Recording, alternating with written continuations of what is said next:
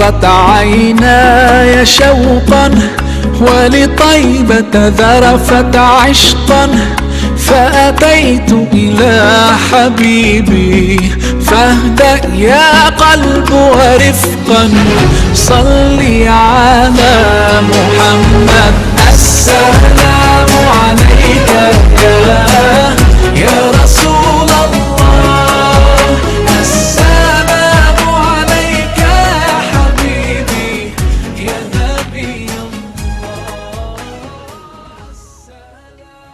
فيهم أفلا يشكرون. الذي خلق الأزواج كلها مما تنبت الأرض ومن أنفسهم ومما لا يعلمون. وآية لهم الليل نسلخ منه النهار فإذا هم مظلمون. تجري لمستقر لها ذلك تقدير العزيز العليم. والقمر قدرناه منازل حتى عاد كالعرجون القديم. لا الشمس ينبغي لها أن تدرك القمر ولا الليل سابق النهار وكل في فلك يسبحون. Assalamualaikum warahmatullahi wabarakatuh. Turun dari. Alhamdulillah wa syukurillah ala ni'matillah wa ala alihi wa sahbihi ajma'in. Alhamdulillah, kita bersyukur kepada Allah Subhanahu wa taala yang telah memberikan karunia dan nikmatnya kepada kita yang tiada terhingga, sehingga pada hari ini kita masih diberikan kekuatan untuk kita sama-sama menjalankan kegiatan kita seperti biasa, yaitu kegiatan imtak sebagaimana hari-hari sebelumnya. Salam serta salawat kita sampaikan pada Nabi kita Muhammad sallallahu alaihi wasallam beserta keluarga, para sahabatnya dan seluruh umat beliau hingga yaumil qiyamah. Hadirin rahimakumullah, hari ini agak berbeda lagi.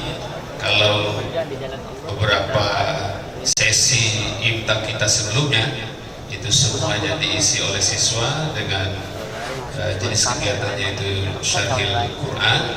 Hari ini dirubah polanya, taujih, kayaknya tunggal ini hari ini, jadi tidak ada dari siswa. Rahimakumullah, izinkan saya mengawali taujih ini dengan merefleksi sekitar tahun 98, di mana reformasi bangsa Indonesia itu dimulai. Awalnya krisis 97, lalu berujung reformasi tahun 98. Setelah reformasi 98 itu, kehidupan kita berbangsa menjadi penuh warna, tidak seperti warna-warna sebelumnya, di mana perubahan itu begitu luar biasa, dan yang sangat menonjol adalah diberikan ruang yang begitu besar untuk kebebasan berpendapat. Semua orang bisa bersuara, semua orang bisa berucap, dan semua orang bisa menyatakan kalau dia tidak suka, dia katakan tidak suka, kalau dia suka, dia katakan suka. Dan itu diawali sekitar tahun 98. Tetapi yang paling menonjol justru kebebasan yang muncul tahun 98 itu jauh dari harapan kita semua, di mana kebebasan berpendapat yang diperoleh itu justru menabrak nilai-nilai etika kemasyarakatan yang ada di dalam kehidupan kita. Bahkan itu menabrak nilai-nilai agama yang kita anut. Dan itu berlangsung sampai hari ini.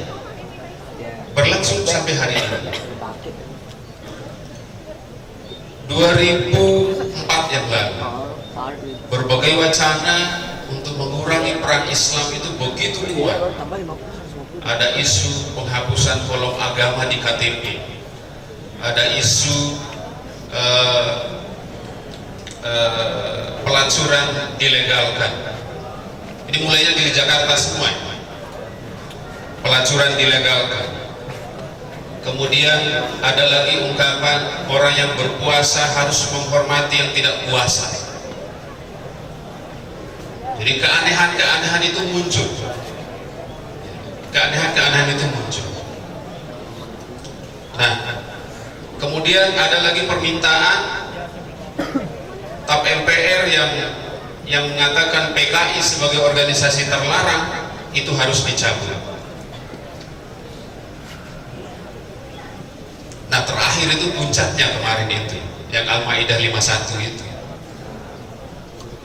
Tapi saya berterima kasih pada Ahok itu sebenarnya. Saya syukur ada Ahok. Coba tidak ada Ahok itu tidak ada, saya bisa melihat begitu luar biasanya umat Islam bersatu hari ini. Oh, nice.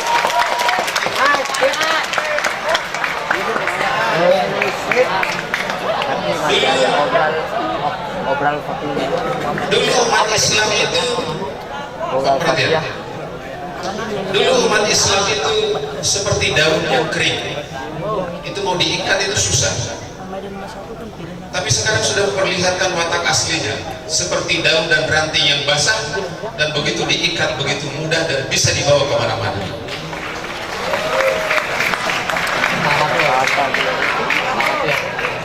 Dan kenapa bisa terjadi?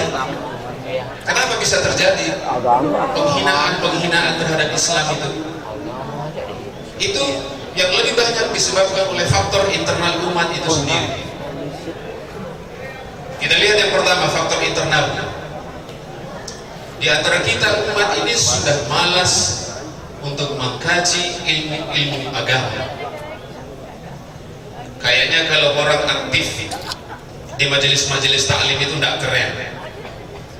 Tapi kalau rajin ke konser, rajin ke mall, rajin ke tempat-tempat hiburan, itu baru keren. Jadi terbalik dulu. Padahal itulah yang menjadi penyebab kenapa umat ini tidak lagi punya wibawa. Jadi yang pertama, tidak punya keinginan, tidak punya semangat lagi untuk mengkaji Islam itu sebagai ilmu. Coba lihat majelis-majelis taklim tidak begitu banyak dibandingkan dengan majelis-majelis hiburan lainnya. Hadirin rahimakumullah, di Indonesia itu ada dua Kapolda yang sekarang sedang ramai jadi pembicaraan. Pertama Pak Kapolda NTB, yang kedua Pak Kapolda dari Sumatera Selatan. Kenapa mereka menjadi terkenal? Nah, perhatian mereka kepada Islam. Pak Umar ini konon cerita guru saya yang sering mengisi kajian di Polda, itu beliau kalau sudah waktu sholat datang, itu pasti dia bangun dari acara itu dan menuju ke masjid. Hatta itu yang hadir di tempat itu adalah presiden atau Kapolri. Permisi Pak, waktu sholat sudah datang. Dia keluar. Kata dia, kalau jabatan saya dicopot hanya gara-gara saya mengejar sholat berjamaah, tidak apa-apa katanya. Luar biasa. Dan sangat rajin mengikuti kajian-kajian keislaman. Nah, kita agak-agak malas dengan kajian-kajian keislaman itu. Begitu juga Kapolda Sumatera Selatan itu. Saya lupa ingat namanya. Profesor Doktor apa di depannya itu, di belakang itu Fadli atau apa? Agak-agak gemuk orangnya. Itu dia menginstruksikan seluruh pegawai negeri termasuk di Poldanya, begitu waktu sholat harus berhenti semua kegiatan, silakan ke masjid sholat berjamaah. Itu Kapolda. Nah, sekali lagi kita kalau namanya ngaji sholat berjamaah, kenapa malas sekali ya? Ya, lah Kapolda itu kan yang diurus itu kan satu provinsi, tapi masih sempat ikut pengajian, ya, masih sempat sholat berjamaah. Gitu. Nabi kita Muhammad SAW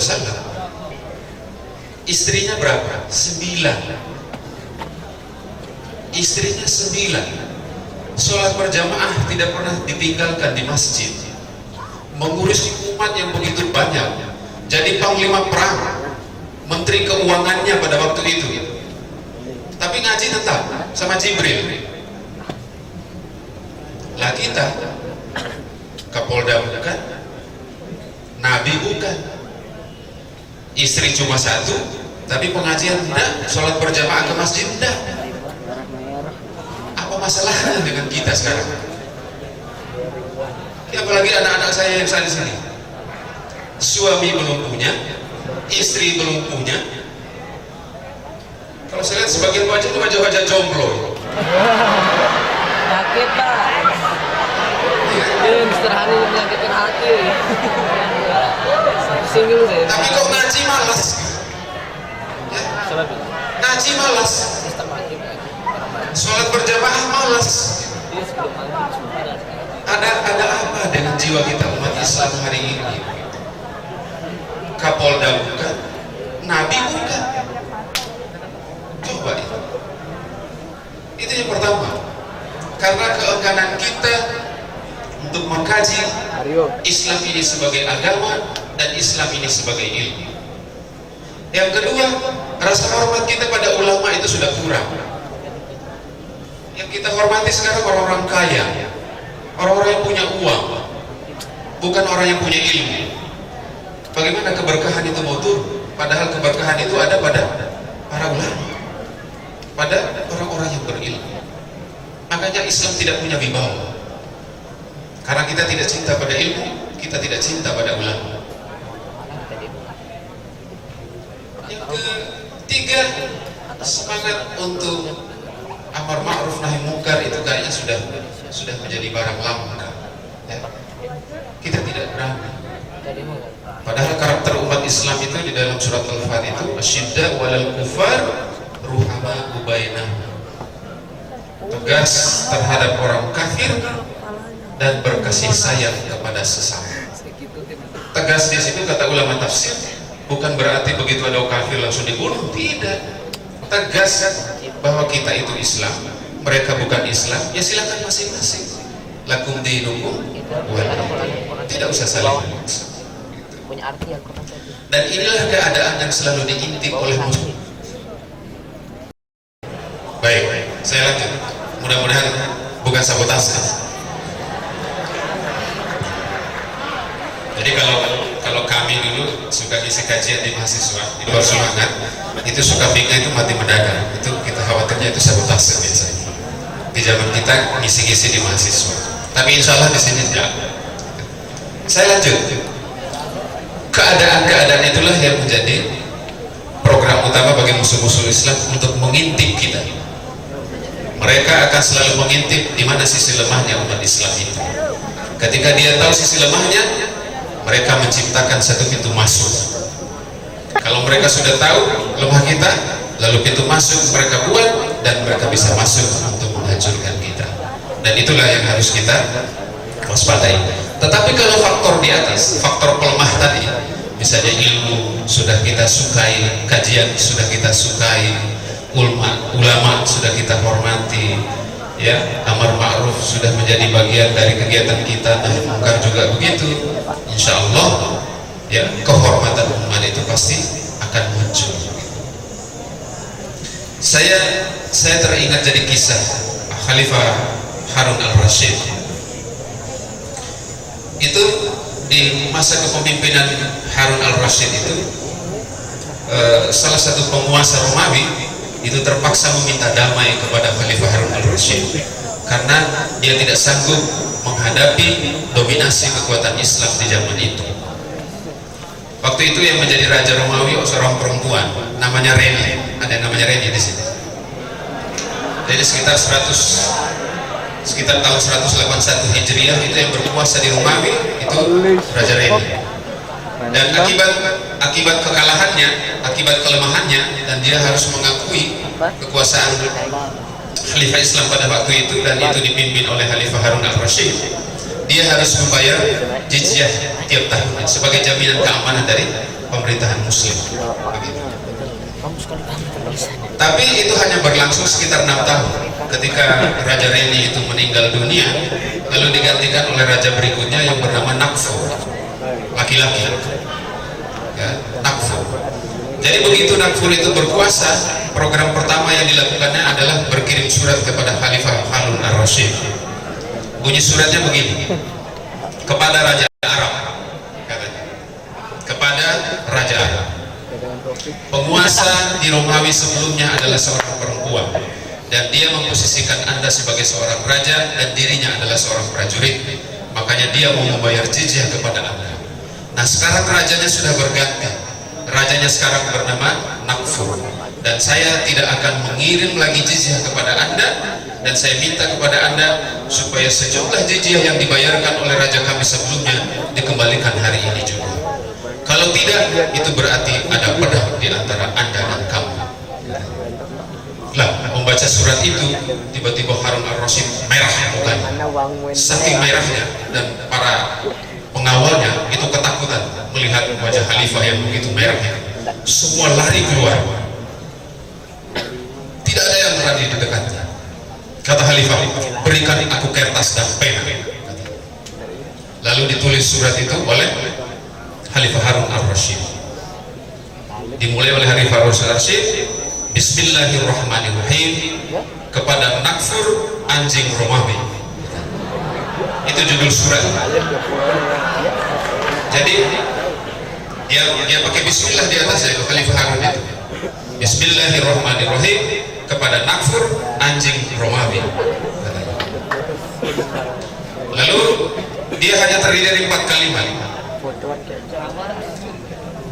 Kata Khalifah Harun, saya sudah membaca surat Anda, dan jangan pernah bermimpi bahwa surat Anda akan dibalas dengan apa yang Anda dengar, tetapi Anda akan menerima apa yang Anda lihat. Itu saja jawabannya. Beberapa hari kemudian pasukan Khalifah Harun ar-Rasyid sudah tiba di depan gerbang kerajaan Romawi, dan bisa dipastikan Raja Nakfur pun akhirnya ketakutan. Karena ketakutan, terpaksa dia membayar jizyah. Ya, dia membayar kembali jizyah itu. Berapa dia bayar? 300.000 dinar per tahun. 300.000 dinar itu kalau dikalikan 1 dinar tahun 2010 1.715.000. Saya coba kalikan itu sekitar 5 triliun. Dia harus bayar per tahun. Tapi rupanya itu hanya berlangsung beberapa tahun. Dia kembali berulah dan dia tidak mau bayar jizyah. Khalifah Harun pun berbuat seperti semula. Diperangi dia, akhirnya takut juga, bayar lagi dia. Dan itu lebih besar lagi. Dan Khalifah Harun memperlakukan syarat yang kedua, kamu harus bayar jizyah dan seluruh tawanan muslim di Romawi harus dikembalikan. Silakan baca sejarah. Saya tidak sedang mendongeng. Kenapa bisa begitu? Karena Islam menjadi pegangan. Islam menjadi nilai anutan di dalam kehidupan masyarakat. Tapi kalau Islam tidak kita pakai sebagai nilai-nilai yang kita anut, yaitu Islam tidak akan punya wibawa, kita akan terus dicemooh oleh orang-orang di luar kita. Dan itu adalah bencana. Ya, ketika Islam yang agung ini, al-Islamu ya'lu wa la yu'la alaihi, itu akan menjadi bahan molokan saja. Dan ketinggian Islam itu hanya tersisa di atas kertas saja. Itu kalau tidak kita anut sebagai nilai. Seorang ulama mengatakan begini, kalau di negara tempat Anda tinggal itu sistem hukumnya tidak berdasarkan hukum Islam, dan negara Anda bukan negara Islam, kata ulama itu, maka dirikanlah negara Islam itu di dalam hatimu. Kata maksudnya, bolehlah Indonesia ini bukan negara Islam, tetapi nilai-nilai yang kita anut tidak boleh di luar nilai-nilai Islam. Harus kita berusaha untuk menegakkan nilai-nilai Islam itu. Nah, kalau kita sudah kuat, dengan sendirinya faktor-faktor eksternal yang akan menghancurkan Islam itu akan hilang begitu saja. Seperti ada Ghazul Fikri, perang pemikiran. Anda jangan anggap iklan Partai Perindo di TV itu iklan biasa. Itu adalah ghazul fikri, perang pemikiran. Di masjid seperti ustadz, tapi kalau di gereja dia pendeta. Itu adalah ghazul fikri. Dan sayangnya orang Islam mendukung. Dibawa-bawa hari Tahu itu ke masjid, dibawa-bawa ke pondok pesantren. Sepertinya dia menjadi dewa penyelamat. Kalau tidak percaya tentang kebohongan orang kafir, buka tafsir Al-Maidah 51-58 ke bawah itu. Di situ Anda akan bisa membaca dengan seksama bagaimana orang kafir itu sesungguhnya. Dia tidak akan pernah senang, ya, tidak akan pernah merasa senang ketika dia melihat kita, dan akan selalu membuat masalah supaya kita susah. Baca tafsir Al-Azhar karyanya Profesor Dr. Hamka. Itu Al-Maidah 51 ke bawah itu bagus sekali. Beliau menuliskan tafsir. Itu ghazul fikri, perang pemikiran. Kemudian budaya asing juga tidak akan beri masuk ke kita ketika nilai Islam itu sudah kuat tertanam di dalam tubuh kita, di dalam jiwa kita. Kemudian ada pemurtadan, kemudian ada ibtah. Itu tidak ada apa-apanya ketika kekuatan keimanan kita itu sudah kuat. Jadi biarkan saja dia menjadi berseliweran saja di depan kita, tapi dia tidak akan mampu mempengaruhi kehidupan kita. Kenapa? Karena nilai Islam itu sudah begitu kuat di dalam jiwa kita. Oleh karena itulah harus tetap semangat untuk berilmu, khususnya ilmu agama. Anda kalau tidak tahu matematika, itu tidak jadi persoalan nanti dikubur. Yakin itu. Tapi kalau Anda tidak paham Quran, tidak ngerti ngaji, masalah nanti dikubur.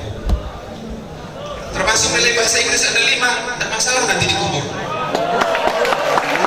Masalah.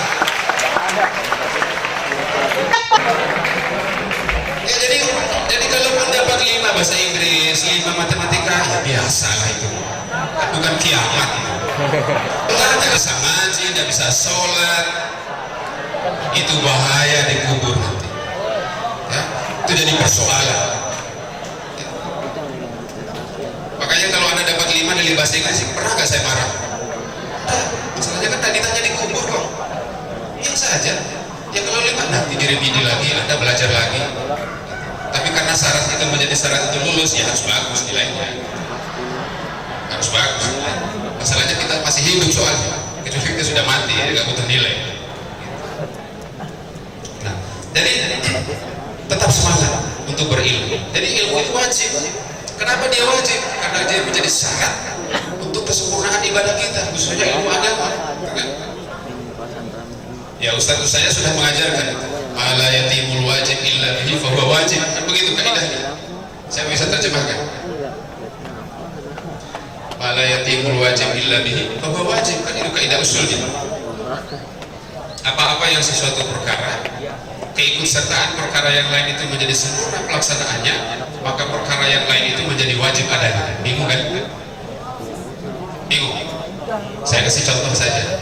Anda kalau mau naik atap, mau naik ke loteng, mau perbaiki genteng, harus pakai tangga kan? Kalau nggak pakai tangga bisa nggak? Nggak bisa. Makanya keberadaan tangga itu menjadi wajib hukumnya. Kira-kira begitu. Jadi kalau sholat tanpa ilmu sempurna nggak? Nggak. Makanya berilmu tentang sholat itu wajib hukumnya. Oleh karena itu harus tetap semangat untuk berilmu, khususnya ilmu agama. Karena dengan ilmu itu omongan kita menjadi berkualitas, tingkah laku kita menjadi berkualitas juga. Saya ingin mengakhiri uji saya pada pagi hari ini dengan kisah kehancuran Granada.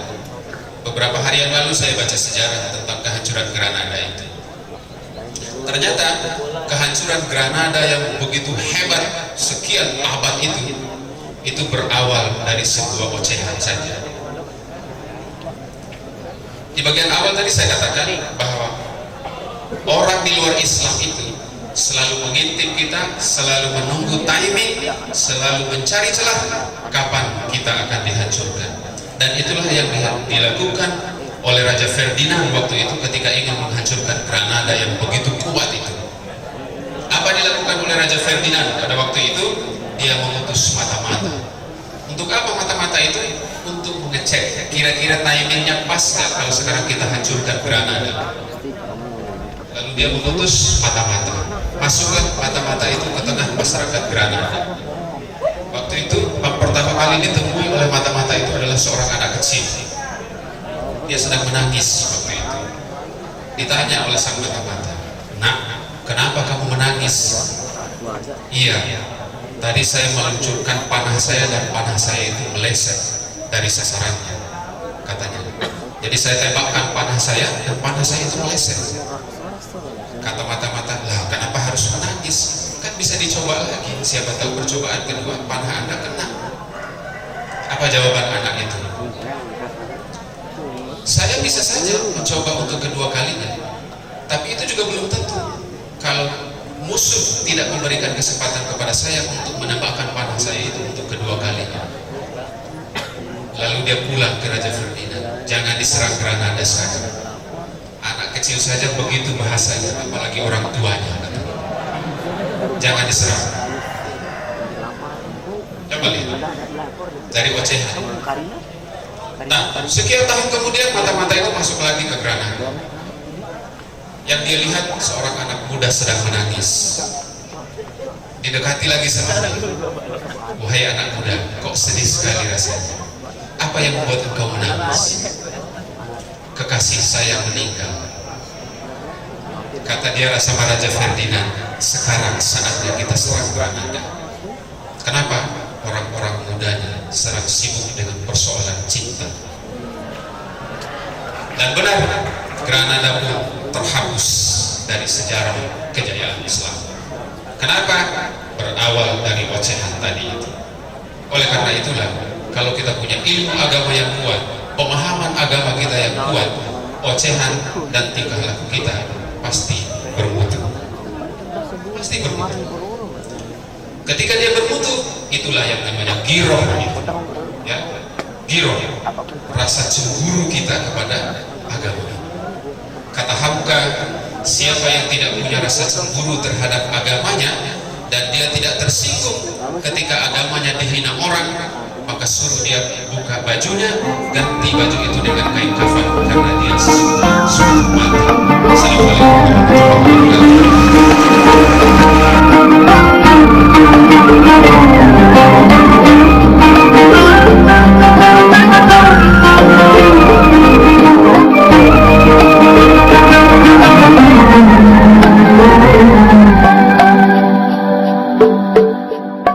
لو في يوم كان الحمل عليك تقيل وتايه لوحدك مش لاقي دليل، والهموم تخلي الليل طويل وترميك في غربة ومرارة وويل، مد ايديك تلقى دايما حواليك هو الله قبلك حاسس بيك. إن شاء الله إن شاء الله إن شاء الله هتلاقي الطريق.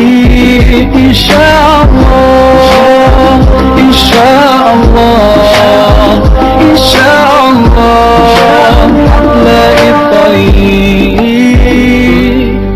لو في يوم خدتنا معاصي أو ذنوب وخافت قلوبنا ما تقدر تتوب وتشكي